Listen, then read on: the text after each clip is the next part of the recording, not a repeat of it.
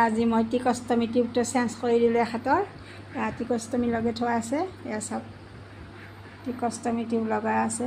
এয়া মই ক্লিন কৰি পেলাই আকৌ নতুনটো লগাই দিলোঁ। টিকষ্টমি টিউবটো সলাই দিয়া হ'ল।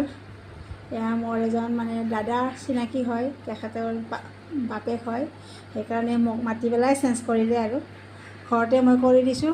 আৰু কোনোবাৰ যদি অসুবিধা থাকে তেনেহ'লে মোক জনাব পাৰে।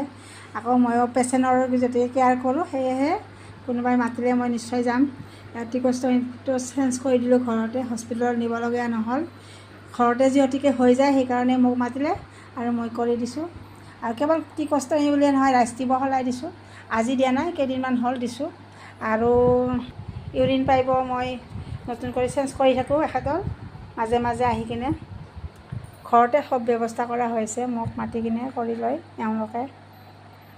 কাৰণ মই জব বাদ দিছোঁ গতিকে হোম ভিজিটো কৰোঁ, সেয়েহে মানে দেখাই দিলোঁ আপোনালোকক।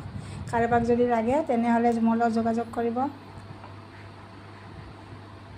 এতিয়া মই টিকষ্টমিটো লগাই দিছোঁ ধুনীয়াকৈ চেঞ্জ কৰি।